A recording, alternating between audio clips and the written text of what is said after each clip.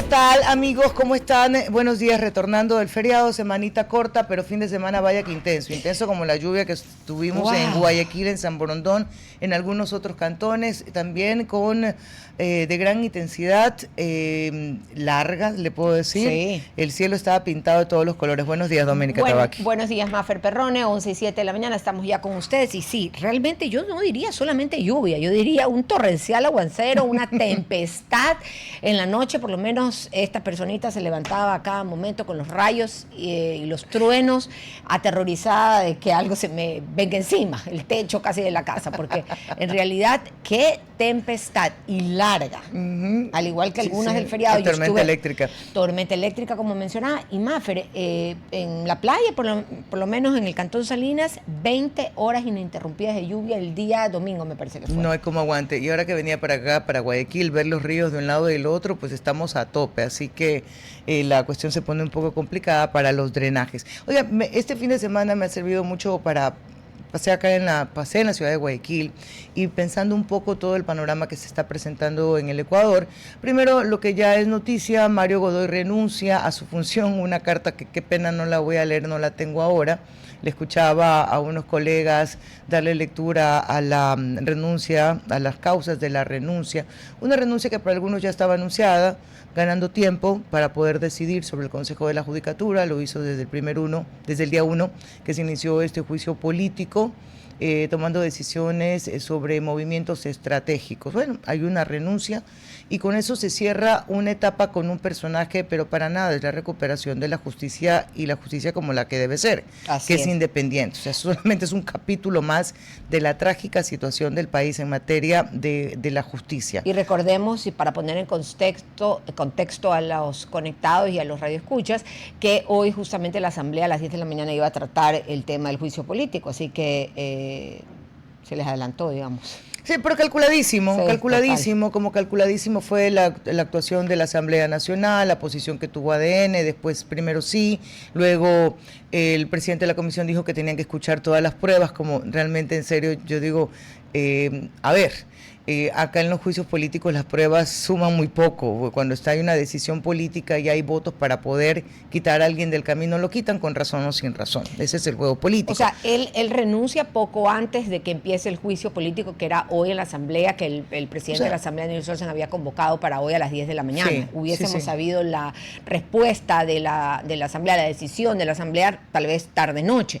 Pero se adelanta Godoy y renuncia. Ahora, que la renuncia no elimina el juicio político igual, aunque... Solo para llevarlo a una censura, no a una destitución del cargo, porque ya está ido del cargo. Sí, pero igual continuará entonces el juicio político. Ok, sí. Y yo insisto en que le comentaba justamente a un amigo, bueno, que ya nos podemos concentrar en otra cosa fundamental, porque esto solamente estaba quemándose una mecha que le habían extendido lo suficiente como para poder ganar tiempo. Pero hay que recordar lo que sigue pasando en el Consejo de la Judicatura, en la Corte Nacional de Justicia, qué pasó con la consejera, con la suplente del señor Mario Godoy. Ya se activó la página del Ministerio de Trabajo, ya se le puede reconocer que no tiene ningún impedimento legal para que cumpla la función que se le impidió hacer en su momento porque apareció una deuda con el Servicio de Rentas Internas. Hay que hacerse esas interrogantes y debe hacérsela también la Corte Nacional de Justicia, que ya tiene una terna que ya fue presentada, que se ha comentado sobre los candidatos que están en esta terna. Por eso yo insisto que estamos cerrando el capítulo de alguien que representó la justicia, pero no estamos iniciando ninguna transformación del sistema judicial, porque para eso desde los cimientos deberíamos iniciar bien, y hay formas de hacerlo de manera correctiva, es decir, dejar que la suplente de antes, el señor Mario Godoy, presidente de la Judicatura, tenga resuelto su problema, que dicho sea de paso solo depende de que se active el sistema y declare que tiene un cumplimiento. Yo a la señora no la conozco, no sé, eso es lo que dice la ley, así de sencillo, y ahí tenemos que quedar. Pero este fin de semana han pasado algunas cosas sobre las que tenemos que comentar. Guayaquil, fundamentalmente, donde se ha trasladado el gobierno nacional y va a permanecer por lo menos 3 semanas, con hechos que inician con la detención del alcalde Aquiles Álvarez, luego una serie de incendios y una decisión del gobierno nacional de tomar Segura EP. Pero para profundizar en eso, primero le damos paso al entrevistado y luego pasamos a Guayaquil. Vamos a regresar con el tema de Mario Godoy, justamente con el entrevistado que tenemos el día de hoy, y luego revisaremos todas las noticias que Maffer ha detallado de manera general para abordarlas enseguida con ustedes. Nos acompaña el doctor Washington Andrade. Buenos días, doctor. Gracias por acompañarnos, jurisconsulto del país, con quien vamos a conversar sobre el tema de Mario Godoy. Estamos en lo correcto, ¿no? Comentábamos un poco el contexto de la noticia última. Mario Godoy renuncia, se ve algo un poco calculado, no sé cuál sea su criterio, doctor, pero el juicio continúa a pesar de que él ha renunciado. Confírmenos esto y luego avanzamos con la entrevista. Buenos días con todo el panel, buenos días con toda la audiencia de Radio Tropicana.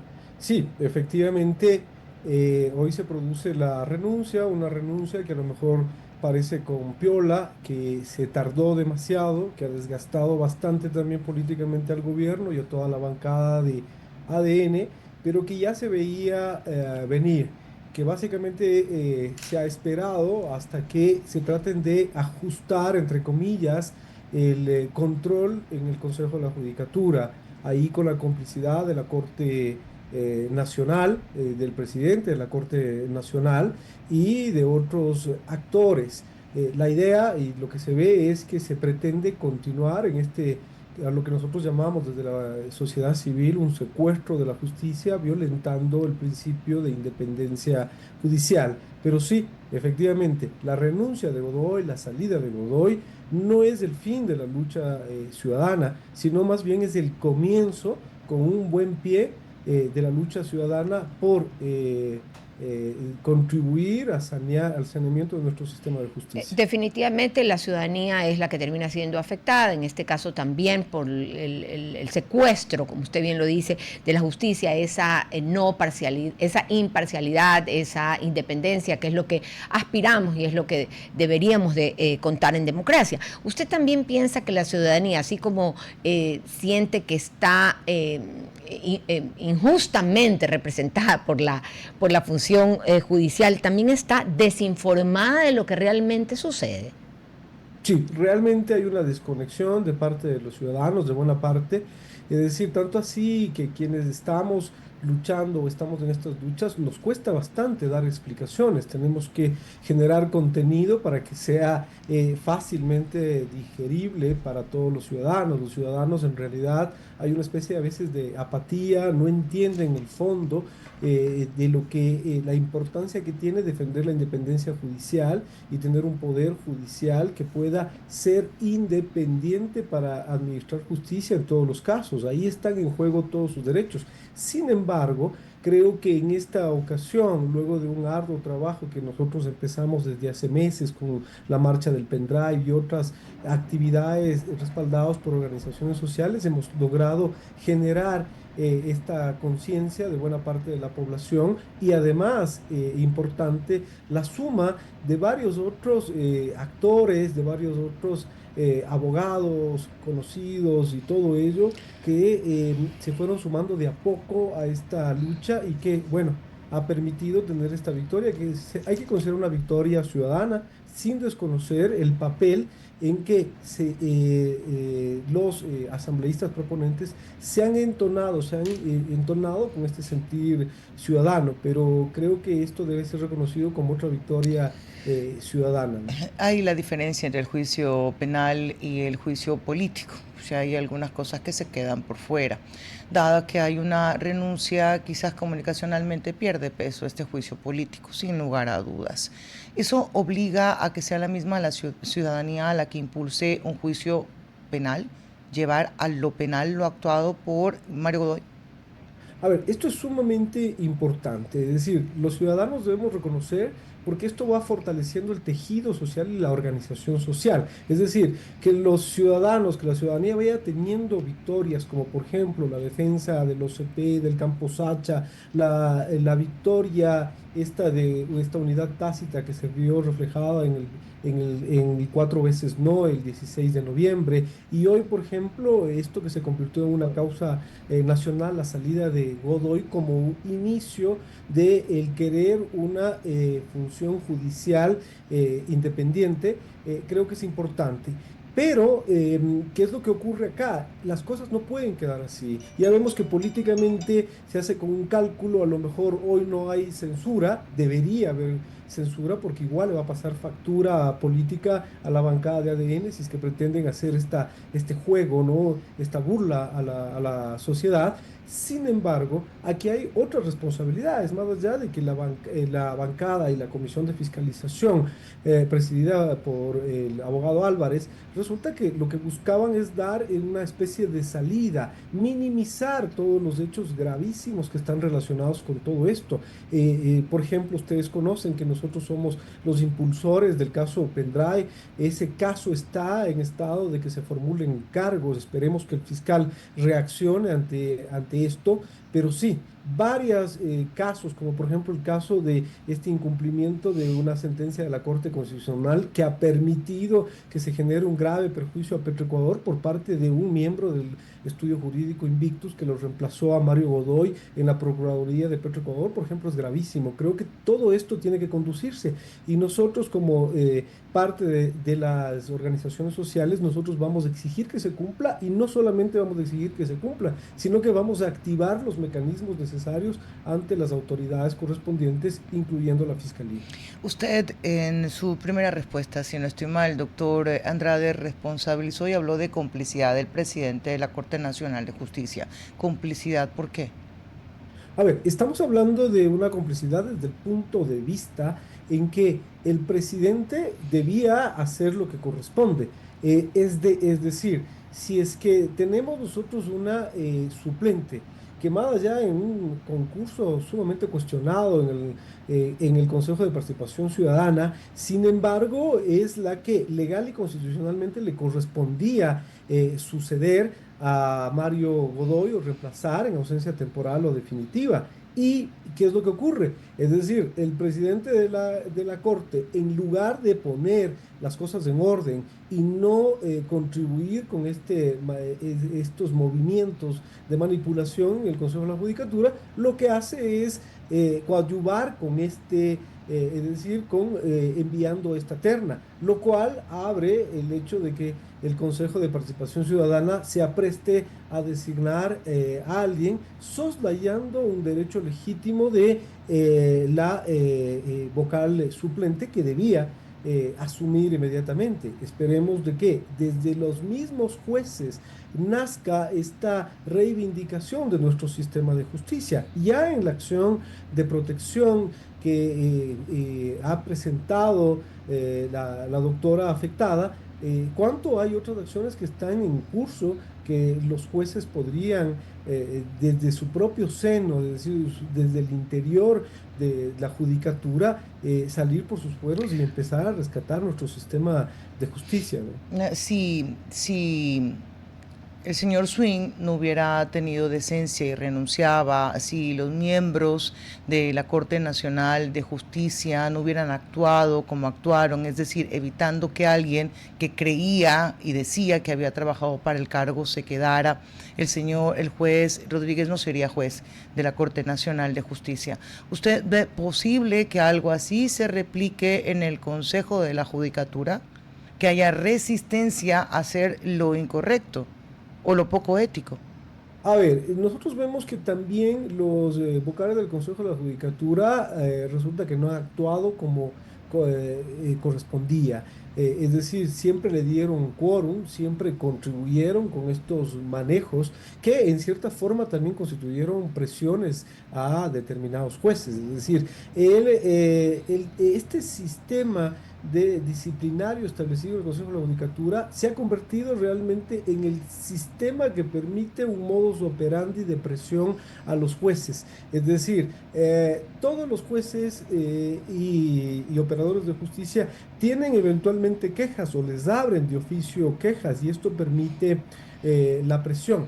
Y en definitiva, nosotros lo que vemos que en el Consejo de la Judicatura también no ha habido una actuación decorosa de parte de los demás vocales del Consejo de la Judicatura, en virtud de que vemos de que se prestaron para este juego inmediatamente, como por ejemplo el hecho de aceptar como válido una y supuesta inhabilidad mantenida a propósito por el Ministerio de Trabajo, a pesar de que había una certificación expresa. Ahí debía ponderarse y primar el documento que existía, o tener el tiempo suficiente o exigir la información de manera directa al Ministerio de Trabajo, pero ya vemos cómo está operando. Por eso es que, insisto yo, si bien es cierto, la salida de Godoy es una primera batalla ganada en esta lucha por la independencia judicial,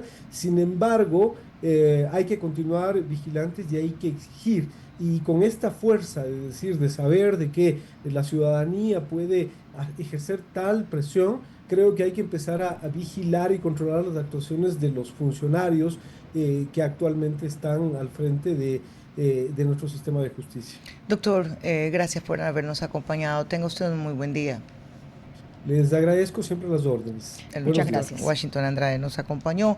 Lectura sobre los últimos acontecimientos. El juicio va a continuar, pero ya con una renuncia, pues esa etapa de interpelación y de respuesta del interpelado queda innecesaria. ¿Sabe qué? Criollamente yo digo, la ciudadanía cuando se informe y se interese de esta noticia, ¿no? Porque siempre partimos que la vemos tan lejana, y no lo es, porque en la práctica es la justicia lo que está secuestrado, y eso es lo que afecta tanto en la vida diaria de los ciudadanos. Yo digo, criollamente no pensarían la mayor parte de ciudadanos que se enteren de esta información, ¿por qué no lo hizo antes? Porque está...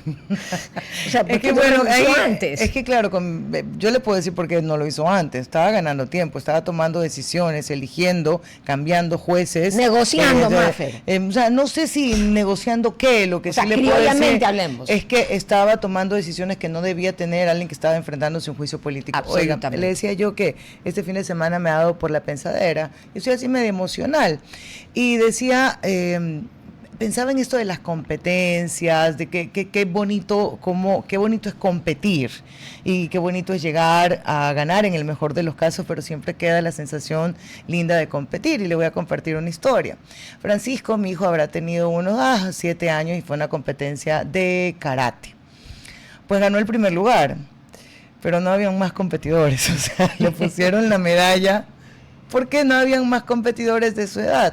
Qué lindo. Pero me acuerdo que él estaba avergonzado de ese triunfo, porque no había sido triunfo, porque no lo había ganado, claro, porque no hubo competencia de verdad. Alguien le dijo, ganaste. Claro, pero igual tuvo que hacer su intervención con el profesor, me imagino. Lo hizo, pero no era la competencia. Claro, entonces no era contra alguien. Ella me decía, mamá, no muestres esa foto que yo no competí, pues, ¿no? Claro. Y recuerdo otra que fue luego de muchos años, tenía cerca de 12 o 13 años, y tuvo una competencia de jiu-jitsu. Y quedó en tercer lugar. Pero qué satisfacción que tenía ese niño por su tercer lugar. Claro, bien porque ganado. Tuvo que fajarse, porque tuvo su primera vez que competir, porque no hay... Qué feo que es llegar a un lugar cuando vas sacando el camino a los competidores, o cuando no tienes competidores. Para mí eso nunca será con sabor de triunfo. Claro, no es sabor de triunfo, sino simplemente es haberte aprovechado de las oportunidades del momento, no si es en poder o en lo que sea, lo que sea.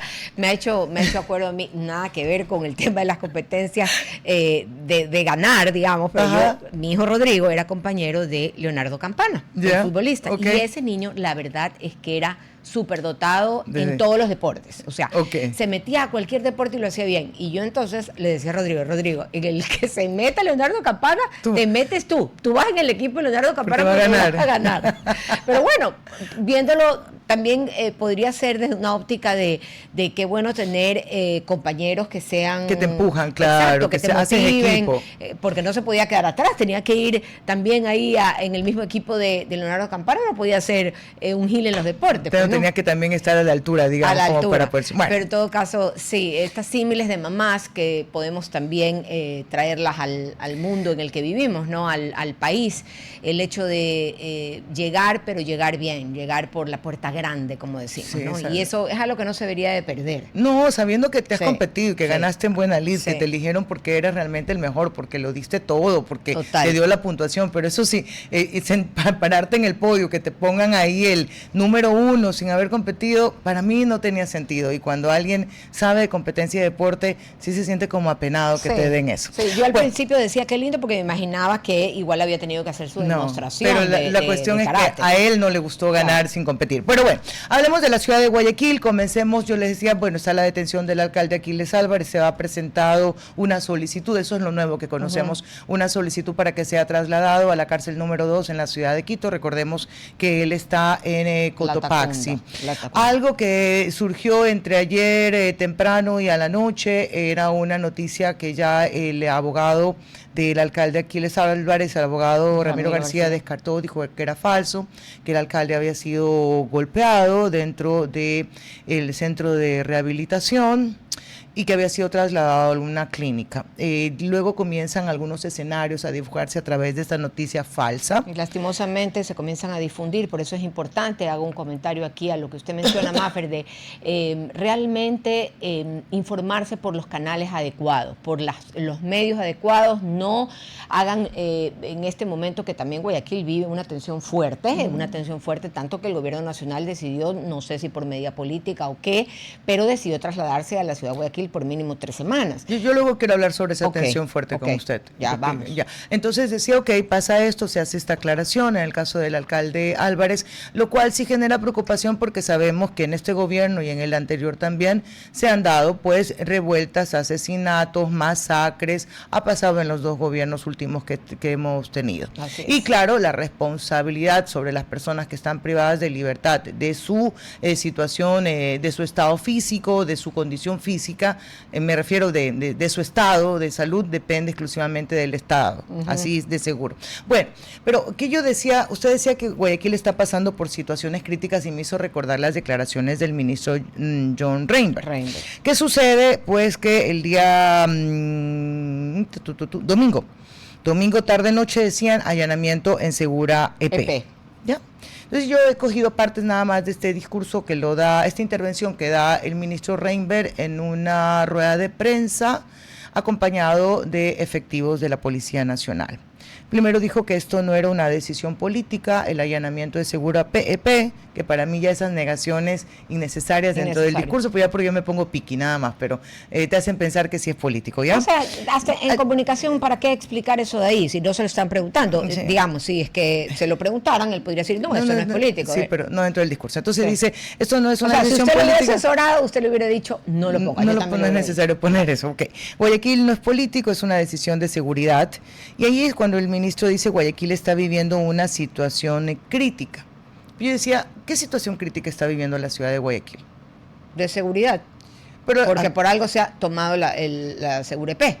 Por el tema de los incendios. Esa es un poco la base de ellos, ¿no? De que las cámaras están apagadas, tuvo que salir el dueño de la compañía, Topic, a decir que no era así. Pero realmente eso nos eleva a una situación crítica en serio. Yo lo pregunto de manera general y quiero que me digan qué significa que una ciudad está en una situación crítica. Yo creo que nosotros estamos viviendo una situación crítica hace mucho tiempo.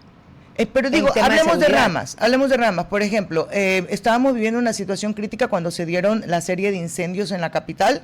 Sí, sin lugar a dudas, era una situación crítica la que se estaba viviendo. Eso lleva a que intervengas en una competencia del Estado, que es cierto, es verdad, el gobierno central tiene que regularla, es verdad. Pero ¿cuál es la situación crítica de Guayaquil? La situación de crítica de Guayaquil es algo que no se haya vivido antes.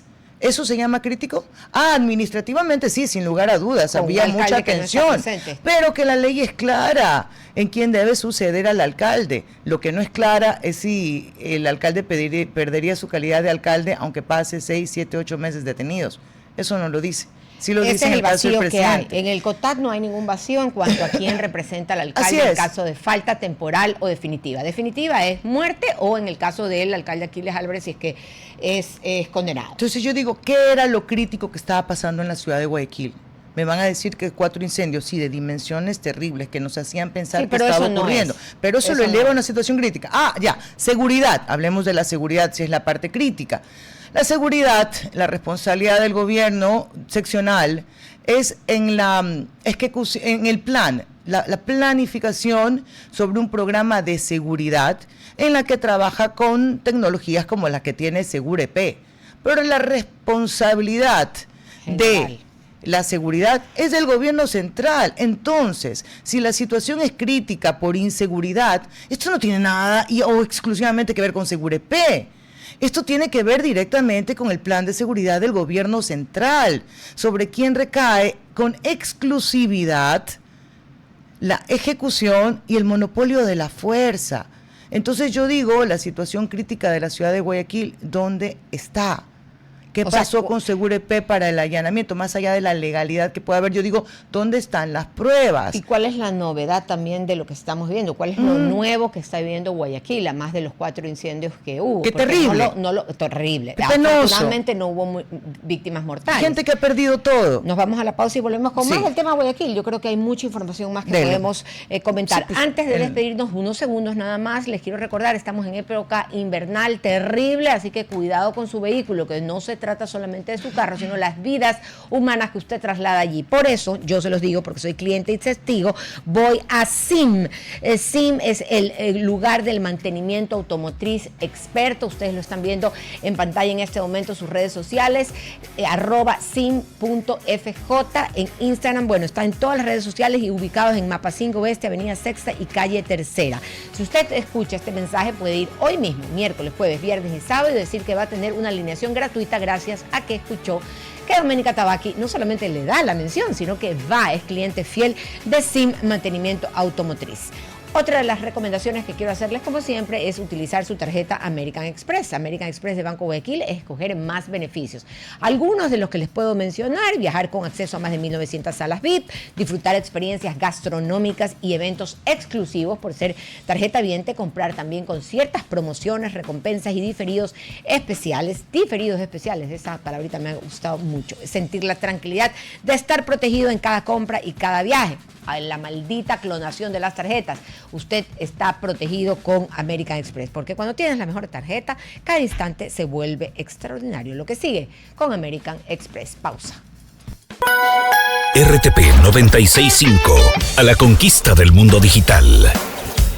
Presenta sus nuevas instalaciones y tecnología de vanguardia.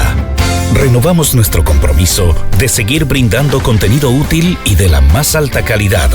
Programas de opinión con referentes de la comunicación.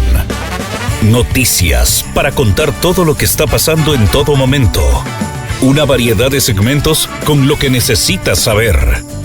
Y asociaciones internacionales estratégicas. Todo para mantener a nuestra audiencia y seguidores siempre bien informados. Siempre en RTP. Buena compañía. Y bueno, cuando son las 11:40, seguimos con noticias. ¿No vamos a tener segunda entrevista o sí? Para ver cuánto nos podemos explayar Maffer y yo en el siguiente tema que hemos mencionado. Solamente para terminar con Segurep, acto seguido, pues hubo un video de difusión de un trabajo conjunto. Mira, yo aplaudo el trabajo conjunto de la policía con Segurep, que lo venían realizando antes, con subidas y bajadas. Es lo ideal. Esta relación siempre debió haber sido así. Yo siempre no puede haber. A ver, el objetivo es el ciudadano, servir al ciudadano, y más cuando tenemos un serio problema que es el narcotráfico. Entonces surge este video, el gobierno, el Ministerio del Interior toma a su cargo Segurep. A mí ahí no me queda muy definida la razón. Entiendo porque dentro del contrato no se le permitía tener todos sus registros, que los tenga una tercera persona, un privado. Eso yo no lo tengo muy claro, tengo que leer cuál fue el acuerdo ese. Esa es la base de... Pero lo que digo es que un poco las historias se van hilvanando con cada segundo, porque comenzamos primero de los incendios y que si eran provocados o no, que si para eso se tenía que tomar Segurep para saber quiénes estaban detrás de los incendios. Que si las cámaras estaban apagadas o no. Y realmente, a ver, si usted... Pero luego que sí, dónde estaba la información y la guardaba Segurep, pero luego en el discurso se dice que es porque Guayaquil está viviendo una situación crítica, y dentro de ese mismo discurso se dice que no se le va a volver a servir al narcotráfico. ¿Sí ve? Hay algunos elementos dentro de las razones de por qué se toma Segurep. Yo no he visto ninguna prueba, entiendo que el ministro las debe exhibir, pero más allá de eso sí me queda algo muy claro, que hoy la responsabilidad en absoluto. Es decir, sin este trabajo guiado desde el municipio de Guayaquil, sino ahora con los equipos del municipio de Guayaquil, con la logística del municipio de Guayaquil. El gobierno nacional será el único que tenga la responsabilidad, y ojalá que sea la eficiencia, porque eso es lo que queremos, ¿no? Que a través de las decisiones que tomen ahora, la ciudad de Guayaquil esté más segura. Sí. Ahora, segura EP y segura la ciudad. Ahora vamos, cuando son las 11:43 de la mañana, a conversar sobre el tema del Consejo Cantonal, lo que está viviendo la ciudad de Guayaquil, luego de la detención del alcalde Aquiles Álvarez días atrás. La vicealcaldesa Tatiana Coronel asumió el mando de forma temporal como autoridad principal, es decir, como alcaldesa, una alcaldesa encargada. El COTAT es muy claro, señalando que en caso de ausencia temporal o definitiva del alcalde, es la vicealcaldesa quien lo subroga. Entonces, legalmente estamos en lo correcto. Tatiana Coronel está en un puesto legalmente ocupado ahora. ¿De qué va todo esto? Porque en el transcurso del fin de semana se presentaron un par de escenarios, el bla, bla, bla. La tensión política que se está viviendo en el salón de la ciudad. ¿Qué pasa en el salón de la ciudad? Porque venía acompañado de 2 renuncias. La renuncia de Fernando Cornejo como gerente de Segura EP. Y del secretario del municipal. Pero en el secretario municipal. Sí, David Norero. En el secretario municipal es porque la gente no leyó las razones de la renuncia. Dijo renuncia y dijo, se está cayendo el municipio, todas las ratas se están yendo, así lo comunicaban en X, ¿no? Y decían, eso era lo que decían ellos, pero dentro de la renuncia el señor Norero dice que lo hace para sumarse a la defensa del alcalde Álvarez. Okay. Entonces, por ahí lean completo. ¿no? En el caso si se suma la defensa del alcalde Álvarez, digamos, no solamente por tiempo, sino también porque tiene que ser imparcial en las decisiones que tome dentro del municipio. Y me parece que es lo mejor, separen las aguas, las aguas. Ha hecho lo correcto. El caso de Fernando Cornejo, pues sí decíamos, ups, ¿qué pasó? Porque Fernando Cornejo, a través de esa dirección de Segura EP, de esa empresa pública de Segura EP, tenía un trabajo muy vinculado con el alcalde Álvarez, y eran las respuestas a mucho de lo que pasaba en la ciudad de Guayaquil. Entonces, a través de eso tenías el 181 Responde, que era para que inmediatamente fueran servidores públicos a dar soluciones de índole, evidentemente, de problemas que atendía el municipio de Guayaquil, y uno decía, pues, ¿qué pasó? Pero también, luego de que suceden estas 2 renuncias, se pone este panorama de qué pasa dentro del Consejo. A mí me tomó mucho por sorpresa, ¿sabe? ¿La renuncia? ¿Qué pasa? No, de que qué pasa dentro del Consejo. O sea, no tiene que pasar. Exactamente. No tiene nada que pasar. Simplemente la vicealcaldesa tiene que ser la alcaldesa subrogante en este momento, suplente, como quieran decirlo. Encargada es la palabra legal, encargada, la alcaldesa encargada, y si es que ya la ausencia del alcalde Álvarez es definitiva, pues ella es la alcaldesa. Y no se acabó.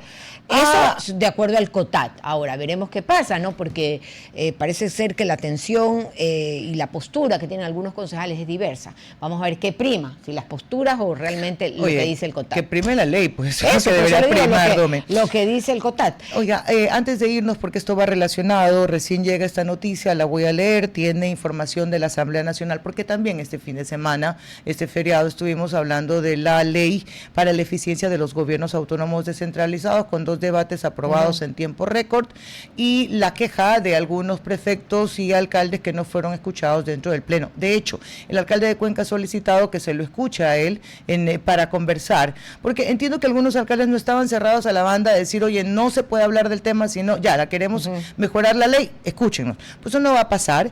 Ya hay una convocatoria por disposición del presidente de la Asamblea Nacional de conformidad, bla, bla, bla, bla, bla, bla, bla, a la sesión número 072 AN-2025-2029 para que el Pleno de la Asamblea Nacional realice este viernes 20 de febrero a las 11 horas en la Universidad Ecotec, Campus San Borondón, ubicada en la vía San Borondón, pues el tratamiento de la reforma a la ley de los GAT.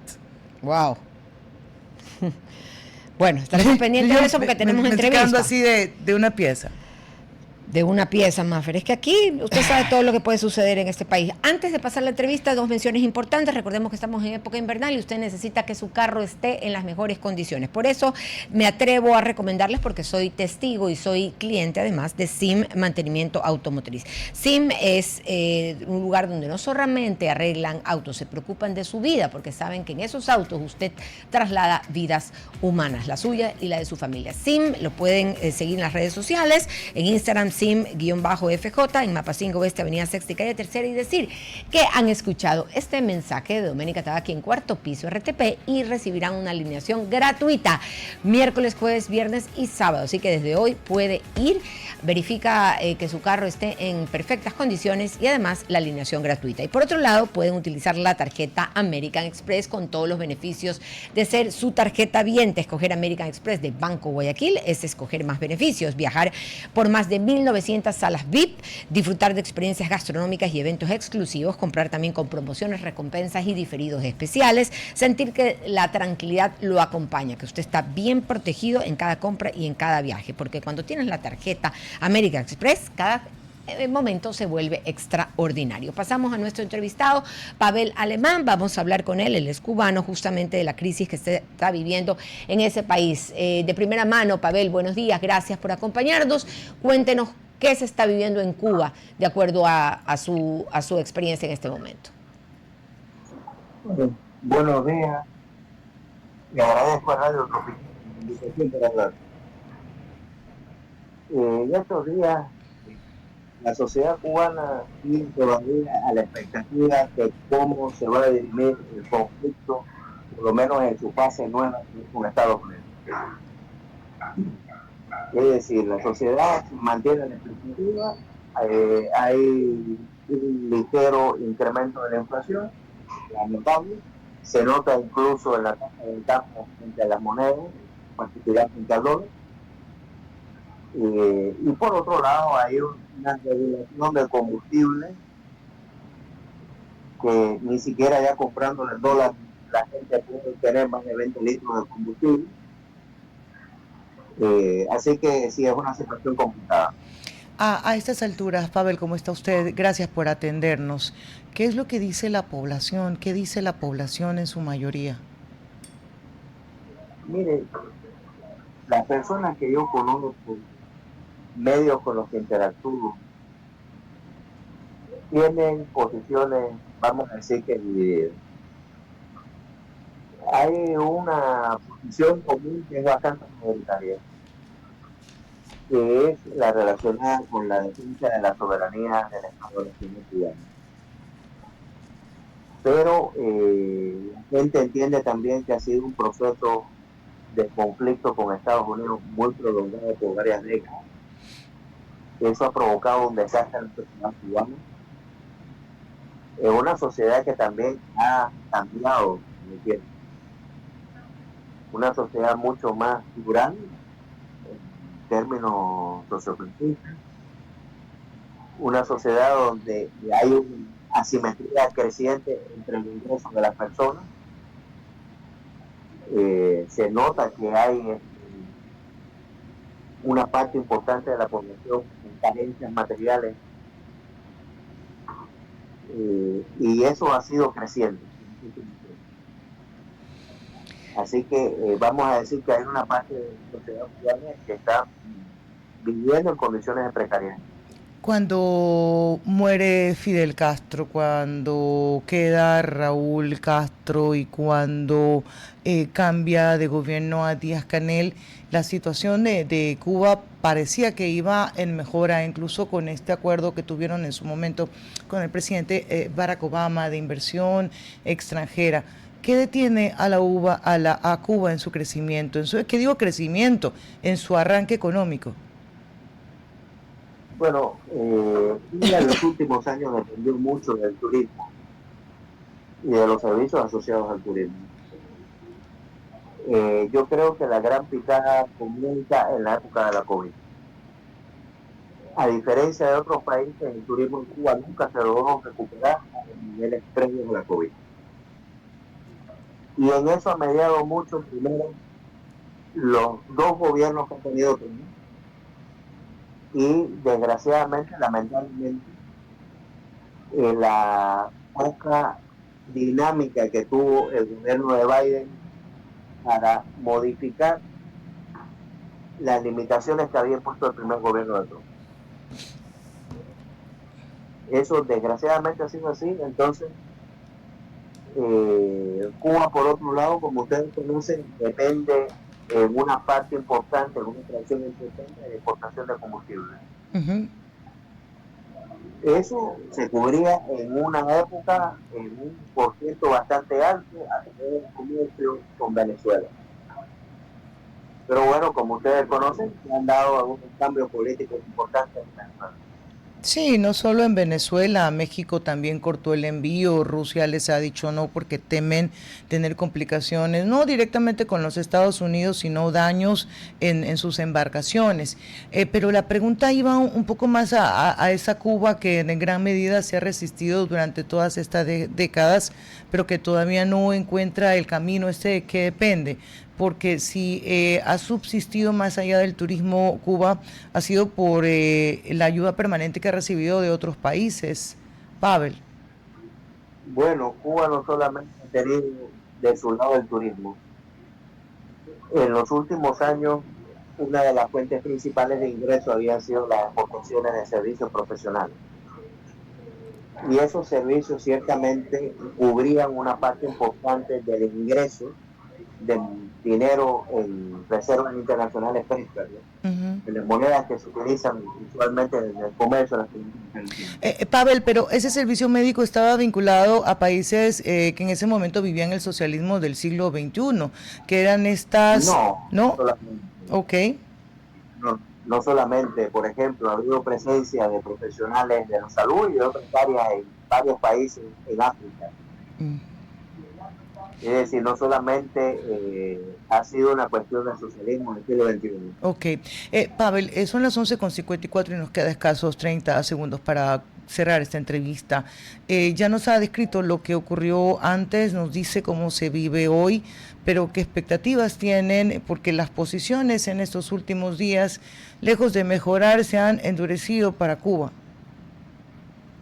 Yo creo que hay un cambio de tono a partir de una entrevista que le concedió el secretario de Estado Marco Rubio al medio que mide las cuestiones económicas, Bloomberg. Hay un cambio de tono muy importante. Y lo otro dependerá mucho también de cómo se estén dando los procesos al interior de la política estadounidense. Creo que Trump no la va a tener muy fácil en los próximos meses.